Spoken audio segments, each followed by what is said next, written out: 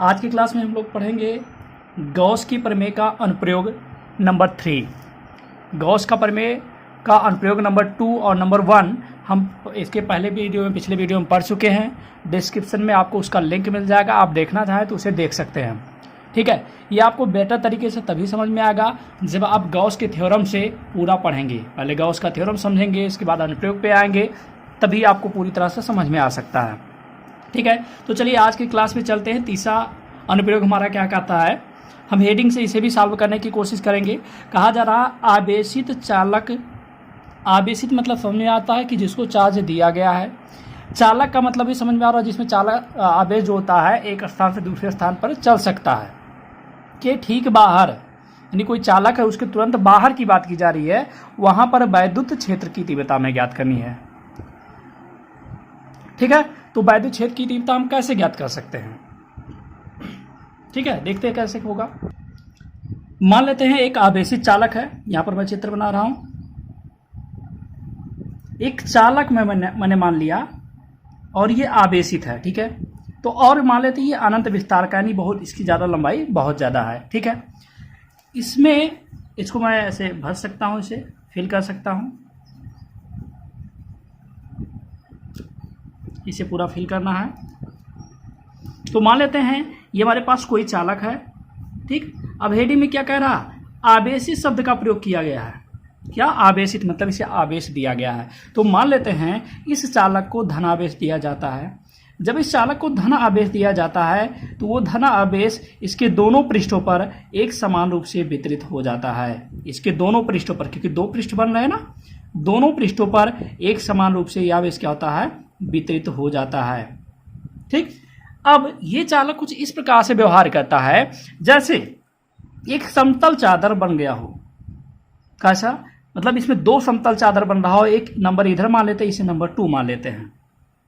हम लोगों ने इसके पहला वाला जो अनुप्रयोग पढ़ा था उसमें समतल चादर के कारण पढ़ा था।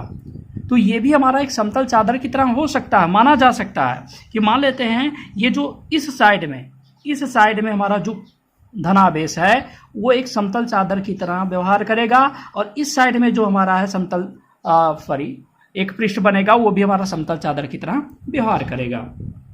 ठीक है, तो माना लिखा जाएगा, माना एक अनंत विस्तार और लघु मोटाई का एक धन आवेशित समतल चालक प्लेट वायु अथवा निर्वात में स्थित है। ठीक है, क्योंकि ये एक समतल प्लेट है, अतः इसको जो भी दिया जाएगा आवेश वो क्या होगा, इसके बाह्य पृष्ठों पर एक समान रूप से वितरित हो जाएगा। और प्लेट के भीतर वैद्युत क्षेत्र क्या होगा, शून्य होगा। प्लेट के भीतर वैद्युत क्षेत्र क्या होगा, शून्य हो जाएगा। क्लियर। ठीक है, मान लेते हैं इस चालक प्लेट के एक ओर ठीक बाहर एक बिंदु P है। मान लेते हैं इस चालक के एक ओर ठीक बाहर एक बिंदु P, हम इधर मान लेते हैं बिंदु P, इधर भी माना जा सकता है, उससे कोई दिक्कत नहीं। एक बिंदु यहाँ पर क्या है, P है, जिस पर हमें वैद्युत क्षेत्र की तीव्रता ज्ञात करनी है। जो मैंने थ्योरी अभी बोला है, ये थ्योरी का नोट्स आपको मिल जाएगा, वीडियो पूरा देखते जाइए, लास्ट में आपको नोट्स इसका मिलेगा, उसको वीडियो को पॉज करके आप नोट को लिख सकते हैं। इसके बाद ये भी नोट मिल जाएगा जो पूरा सॉल्व किया गया है। ठीक, चलिए आगे बात करते हैं। इस बिंदु P पर वैद्युत क्षेत्र की तीव्रता ज्ञात करने के लिए इससे दो भागों में डिवाइड करके हम पढ़ेंगे। एक बार हम कहेंगे इस पहले वाले समतल चादर के कारण,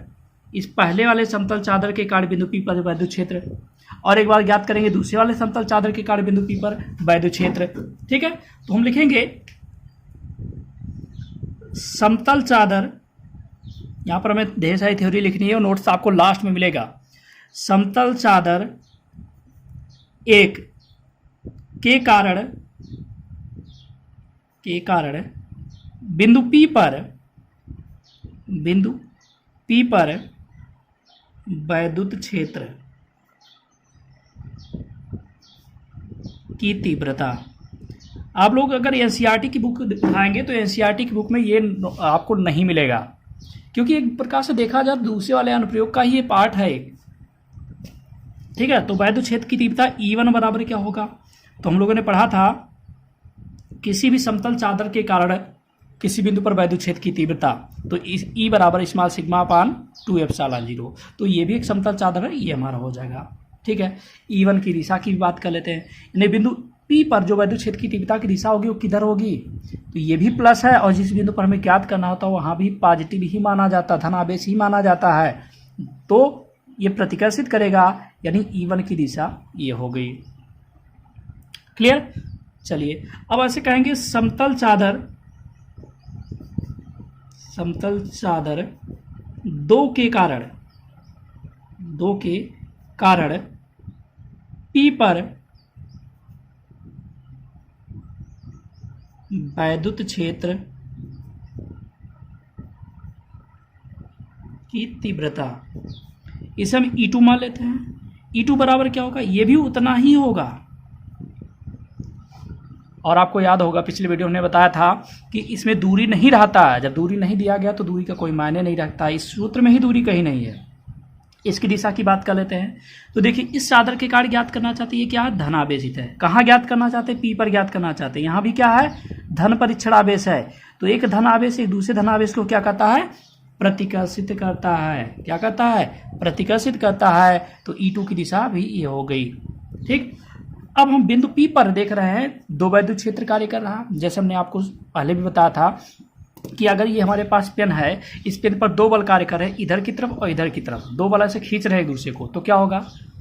परिणामी ज्ञात करने के लिए घटाया लिया जाता है। जब दो बल विपरीत दिशा में कार्य करते तो घटाया जाता, एक ही दिशा में कार्य करते तो जोड़ा जाता। वो बल की ही बात नहीं होती, वो वेक्टर सदिश राशियों की बात होती है।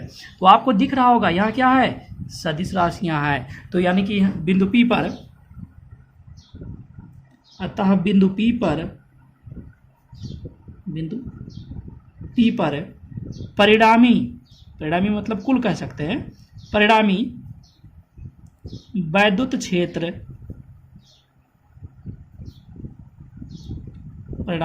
क्षेत्र की तीव्रता E बराबर हम लिख सकते हैं क्या? E1 plus E2। अब E1 का मान रख दे small sigma upon 2 epsilon 0 plus इसका मान स्मॉल सिग्मा अपान 2 एप्सिलॉन 0। अगर इसको हल करेंगे तो स्मॉल सिग्मा अपान एप्सिलॉन 0 प्राप्त होगा। इसे जोड़ना सबको पता होगा कैसे जोड़ा जाएगा। ठीक, यही हमें सॉल्व करना था। इस आर्टिकल का यही आंसर होगा। अब मान लेते हैं कि यहाँ पर,